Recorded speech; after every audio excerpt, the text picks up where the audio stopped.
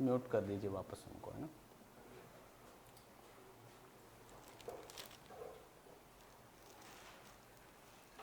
तो आज नवरात्रा का है वो शुभारंभ है और इसी कड़ी के अंदर जो है वीना स्वालका 74th रैंक से सेलेक्ट हुए हैं इस बार की आरजेएस की वैकेंसी के अंदर फाइनली। तो वो अपने बीच है, उनको बहुत बहुत बधाई और शुभकामनाएं केडी एडवांस क्लासेस की तरफ से।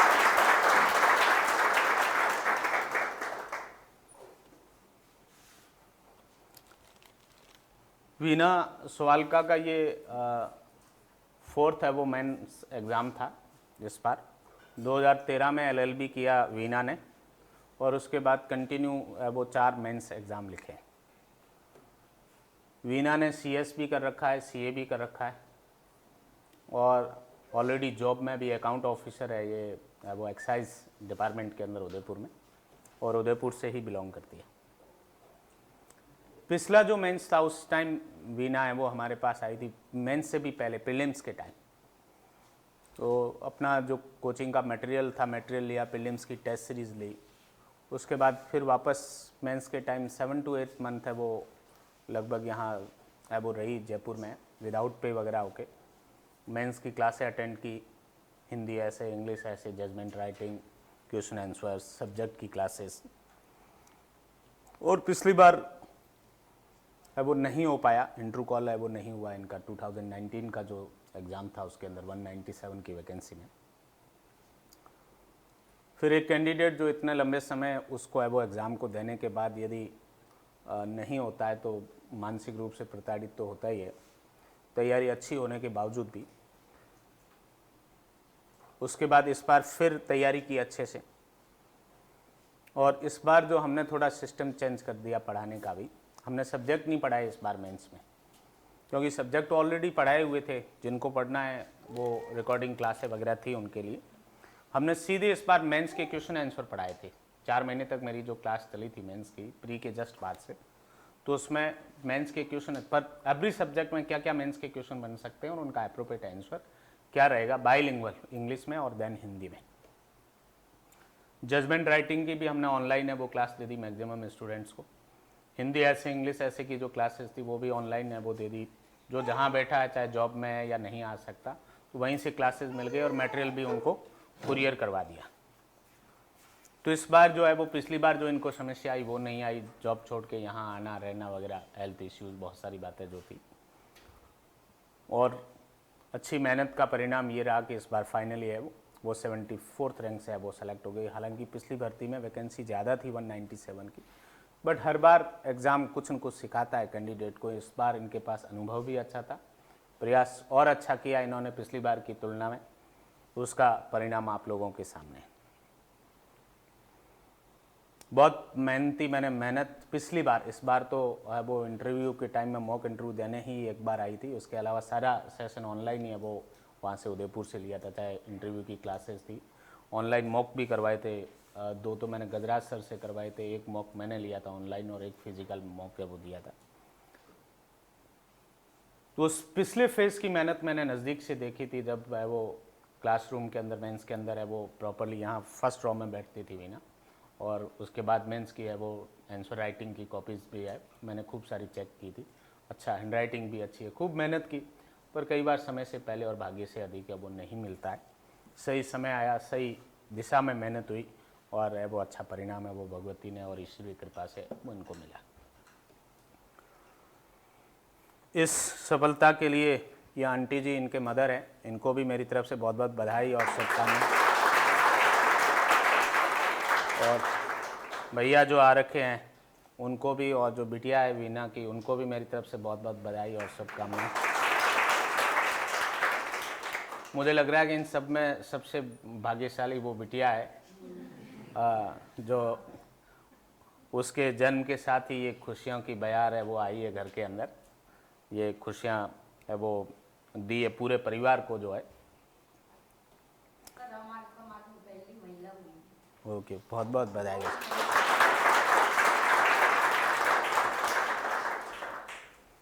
क्योंकि मैं इस मामले में मेरी बिटिया को भी लकी मानता हूँ। कीर्ति नाम है उसका, कीर्ति रत्नू। उसका 2011 का बॉर्न है और मैंने सारे एग्ज़ाम कंपटीशन के और कोचिंग ये सब उसके जन्म के बाद ही है वो हुए हैं। आरजेएस का पहला इंटरव्यू मेरा बाद का था, जीजेएस का interview, selection GJS, RJS, RAS mains, law में नेट, लॉ में सेट और फिर सर्विस और कोचिंग, ये सारी चीज़ें जो है उसके जन्म के बाद ही है वो एक 1 बाय 1 एक के बाद एक है वो होती रही है। तो मैं भी भाग्यशाली मानता हूँ कि हमारे किस्मत होते तब तो 2000 के आसपास है वो बन गए होते। ये इन बच्चों का भाग्य है, तो इसलिए जो हम भी है वो अच्छा काम कर रहे हैं और ये भी आगे जाके इनका जीवन भी है वो अच्छा संवर सकता है। यस, अब मैं आप लोगों का ज़्यादा समय लिए बिना जो है वो वीना स्वालका को आमंत्रित करता हूँ मंच पे कि वो आए मंच पे और अपना जो सफलता की यात्रा है उसके बारे में संक्षेप में आपको बताएं और एक छोटा सा प्रतीकात्मक जो सम्मान और स्वागत का जो है वो रखा गया है कार्यक्रम, उस सम्मान को स्वीकार भी है वो करें। वैसे हमारे पास देने के लिए जो था वो हम इंटरव्यू से पहले दे चुके थे, तो ये तो केवल प्रतीकात्मक है। Thank you so much. आपने जो पहले दिया उसके लिए, ये सब तो आप लोगों को दिखाने या फिर हमारे सम्मान के लिए सर का सम्मान है, ये हमारा सम्मान नहीं है, सर का सम्मान है क्योंकि इन्होंने पढ़ा के यहाँ तक पहुँचाया है। तो सबसे पहले तो मैं माल्यार्पण करके और वीना का है वो स्वागत करता हूँ और उसके बाद एक इस मोमेंट पे हाथ में रख लें आप साथ में, राहुल को दे दें। राहुल ये उधर रख लीजिए।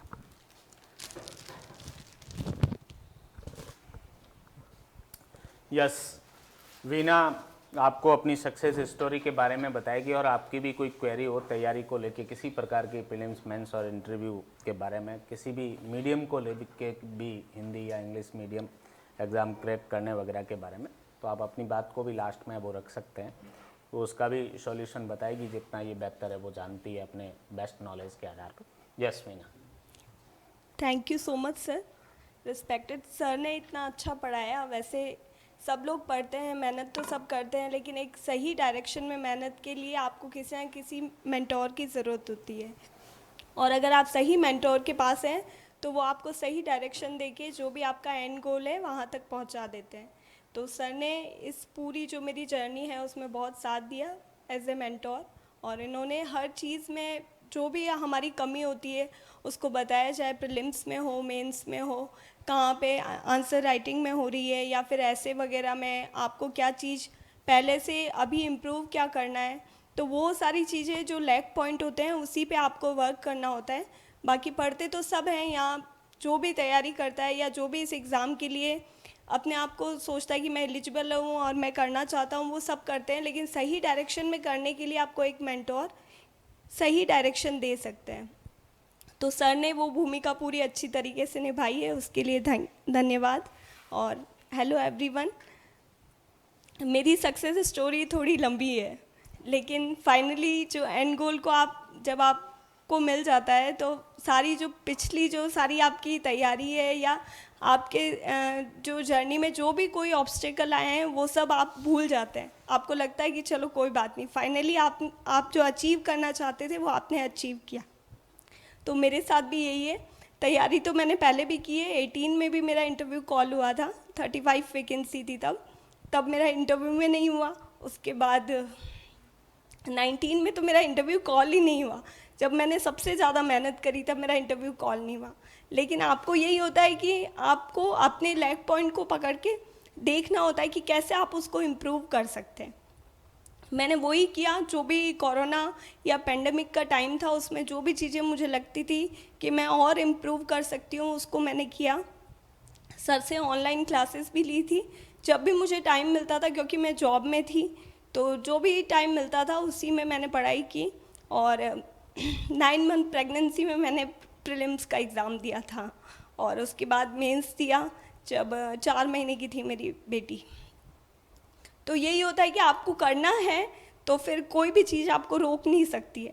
और दोनों फैमिली ने मुझे सपोर्ट किया, सर ने तो पूरा किया ही, क्योंकि ऑनलाइन मैं सर से कभी भी बात करती थी, कोई भी चीज़ के लिए कुछ पूछना होता था तो मैं कॉल कर लेती थी सर को। बाकी घर वाले सपोर्ट करते हैं तो आप कर सकते हैं। और पढ़ते तो सभी हैं, सबको पता होता है कैसे पढ़ना है क्या है, और सर से अच्छा कोई गाइड नहीं कर पाएगा। सर ने हर चीज़, मतलब सबसे ज़्यादा ये होता है कि आप बहुत सारी जगह ऐसा होता है कि आप चीज़ों को छोड़ देते हैं या स्किप कर देते हैं। सर का सबसे अच्छा पॉइंट ये है कि सर कोई भी चीज़ आपको छुड़वाएंगे नहीं, हर चीज़ सर एक बार पूरी तरीके से कंप्लीट करवाएंगे, उसके बाद आपकी रिस्पॉन्सिबिलिटी है कि आप उसे कितनी अच्छी तरीके से करते हैं। तो अगर आप अच्छी तरीके से करेंगे तो डेफिनेटली आपको सक्सेस मिलेगी, और कोई भी पॉइंट छोड़ना नहीं चाहिए, क्योंकि हमारे एग्ज़ाम का नेचर ऐसा है कि कभी भी कुछ भी आपको डीप पूछ सकते हैं, कभी भी आपको प्रैक्टिकल पूछ सकते हैं, कभी भी आपको थियोरेटिकल क्वेश्चन पूछ सकते हैं। इस बार के पेपर पहले के जो आप 2 या 3 अटैम्प्ट के पेपर देखे तो उससे काफ़ी ईजी थे, इतने टफ नहीं थे। आप 18 का पेपर देखें या फिर 19 का भी देखें तो जैसे इस बार का सिविल का पेपर इजी था, 16 में ये पेपर बहुत ज़्यादा टफ था। तो हर बार नेचर चेंज होता है पेपर का, पर आपको आपकी स्टडी भी उतनी डीप करनी पड़ती है टाइम के साथ साथ। जब आपको लगता है कि पेपर का नेचर भी चेंज हो रहा है तो आप सबसे पहले उसकी नेचर समझें, सही डायरेक्शन में मेहनत करें, तो डेफिनेटली आपको सक्सेस मिलेगी। Thank you. आप लोगों का कोई क्वेश्चन वीना से किसी भी प्रकार का कुछ पूछना हो तो बताएं आप। नहीं, बैठिए वीना। Thank you.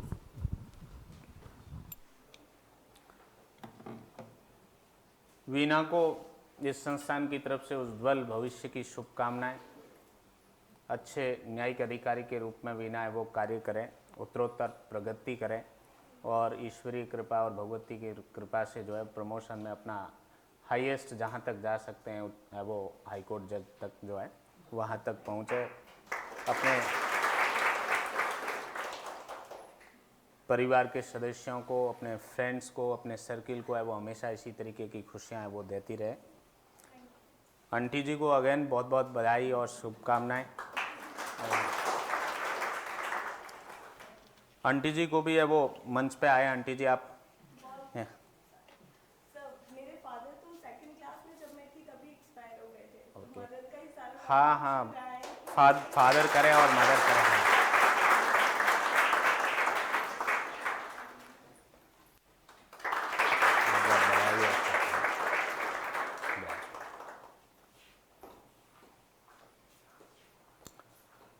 विषम परिस्थितियां जो है वो आदमी को आगे बढ़ने से रोक नहीं सकती।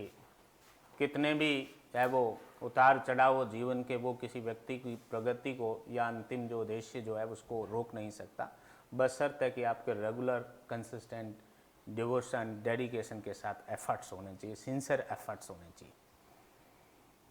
एफर्ट्स में यदि कमी रहती है तो चाहे सुविधाएं कितनी भी पेरेंट्स की तरफ से दी गई है या स्वयं ने भी है वो अपने लिए सुविधाएं कर रखी है, वो है वो आपको आगे है वो नहीं आपके द्वारा बढ़ा जा सकता या बढ़ाया नहीं जा सकता। जब आप में खुद में लगन होगी पढ़ने की, चाहे सुविधाएं कम भी है, चाहे सुविधाएं आपके पास कम है, आप में खुद में लगन होगी तो ऐसी कंडीशन में आप अपने गोल तक है वो पहुंच सकते हो। मेरे भी फादर जो है वो 1999 में एक्सपायर हो गए थे, 1 मार्च 1999 में। मेरा ग्रेजुएशन भी बाद में हुआ, LLB भी बाद में हुआ, LLM भी बाद में हुआ, और ये सारी चीज़ें जो आज तक मैं कर रहा हूँ ये सब बाद में किया है। तो ऐसा ज़रूरी नहीं है कि साहब पेरेंट्स जिनके लिए होते हैं या जिनको सुविधाएं देते हैं वही लोग आगे बढ़ सकते हैं। जो खुद में भी जज्बा होता है, लगन होता है, वो भी आगे ले जाती है, और उसको देख के दूसरे लोग भी है वो फैमिली मेम्बर और भी, किसी के ब्रदर सपोर्ट कर सकते हैं, किसी के जीजे सपोर्ट कर सकते हैं, किसी की बहन सपोर्ट कर सकती है, किसी की मदर सपोर्ट कर सकती है, किसी के फ्रेंड सपोर्ट कर सकते हैं। तो वो ईश्वर उसका कोई न कोई रास्ता है वो बनाता है उनको, है वो उस जब समय पर जब है वो आपको ज़रूरत होती है तब है वो हेल्प आपको है वो मिल जाती है और आप अपने गोल तक पहुँच है वो सकते हैं। तो जैसा मैंने कहा कि साहब मेहनत आपको करनी होगी, वो कोई और नहीं कर सकता, वो उस जगह को कोई और नहीं ले सकता, वो केवल आपके पार्ट पे है, बाकी सब चीज़ें दूसरे भी आपके लिए कर सकते हैं। तो उस पार्ट पे आप है वो 100% ऑनेस्ट रहिए और मेहनत वाला पोर्शन अपना करते रहिए। एक दिन आएगा कि आप भी वीना की तरह है वो यहीं आके खड़े होंगे और यहीं से है वो इंट्रोड्यूस करेंगे कि साहब हमारी सक्सेस स्टोरी है वो। यदि ऑल द बेस्ट।